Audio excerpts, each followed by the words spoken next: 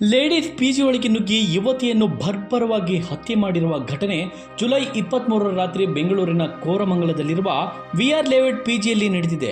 ಹತ್ಯೆಗೀಡಾದ ಯುವತಿಯನ್ನು 24 ವರ್ಷದ ಕೃತಿ ಕುಮಾರಿ ಎಂದು ಹೇಳಲಾಗಿದೆ. ಈ ಹತ್ಯೆ ಬೆಂಗಳೂರಿಗರನ್ನೇ ಬೆಚ್ಚಿ ಬೀಳಿಸಿದೆ. ಯಾಕಂದ್ರೆ ಪಳಗಿದ್ದ ಪಾತಕಿಗಳು ಮಾಡದಂತಹ ಬೀಭತ್ಸ ಕೃತ್ಯವನ್ನು ಪರಿಚಯಸ್ಥ ಹುಡುಗನೇ ಮಾಡಿಬಿಟ್ಟಿದ್ದಾನೆ.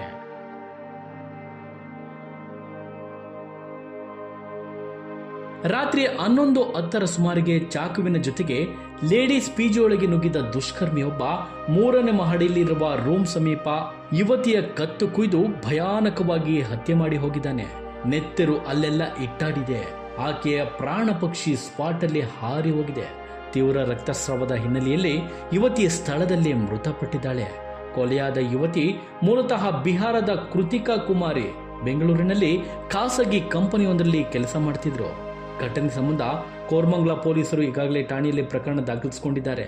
ಪಿಜಿ ಮಾಲೀಕರ ನಿರ್ಲಕ್ಷ್ಯವೇ ಘಟನೆಗೆ ಪ್ರಮುಖ ಕಾರಣ ಎಂದು ಕೂಡ ಹೇಳಲಾಗ್ತಿದೆ.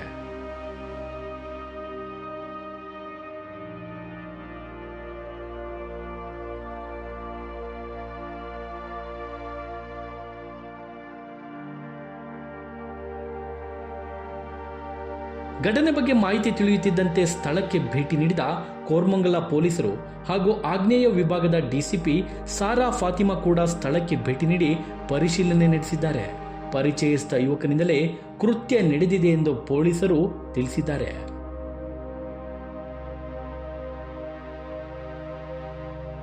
ಕೋರಮಂಗಲದ ಪಿಜಿಯಲ್ಲಿ ಕೃತಿಕಾ ಹತ್ಯೆ ಪ್ರಕರಣಕ್ಕೆ ಸಂಬಂಧಿಸಿದಂತೆ ಪೂರ್ವ ವಿಭಾಗ ಹೆಚ್ಚುವರಿ ಪೊಲೀಸ್ ಆಯುಕ್ತ ರಮಣ್ ಗುಪ್ತಾ ಹೇಳಿಕೆ ನೀಡಿದ್ದು, ರಾತ್ರಿ 12 ಗಂಟೆ ಸುಮಾರಿಗೆ ಪೊಲೀಸರಿಗೆ ಈ ಕೃತ್ಯದ ಬಗ್ಗೆ ಮಾಹಿತಿ ಲಭ್ಯವಾಗಿದೆ.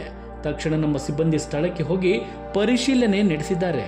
ಆಕೆ ಮೂಲತಃ ಬಿಹಾರದವರು ಎನ್ನುವ ಪ್ರಾಥಮಿಕ ಮಾಹಿತಿ ಇದೀಗ ನಮಗೆ ಲಭ್ಯವಾಗಿದೆ ಎಂದು ಪೊಲೀಸ್ ಆಯುಕ್ತ ರಮಣ್ ಗುಪ್ತಾ ಅವರು ತಿಳಿಸಿದ್ದಾರೆ. ಈಗಾಗಲೇ ಪೊಲೀಸರು ತನಿಖೆ ಮಾಡುತ್ತಿದ್ದಾರೆ. ಯಾವ ಕಾರಣಕ್ಕೆ ಕೊಲೆಯಾಗಿದೆ ಅನ್ನೋದು ಗೊತ್ತಾಗಬೇಕಾಗಿದೆ. ಪಿಜಿಯಲ್ಲಿದ್ದ ಎಲ್ಲಾ ಸಿಸಿಟಿವಿಗಳನ್ನು ಪೊಲೀಸರು ವಶಪಡಿಸಿಕೊಂಡು ಈಗಾಗಲೇ ಪರಿಶೀಲನೆ ನಡೆಸುತ್ತಿದ್ದಾರೆ. ಆರೋಪಿ ಪತ್ತೆಗಾಗಿ ಪೊಲೀಸರು ವಿಶೇಷ ತಂಡವನ್ನು ರಚಿಸಿದ್ದಾರೆ.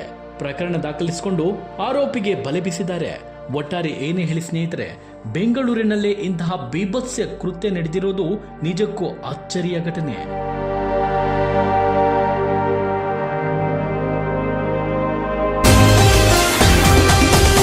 TV12 ಕನ್ನಡ, ಇದು ಕನ್ನಡಿಗರ ಧ್ವನಿ.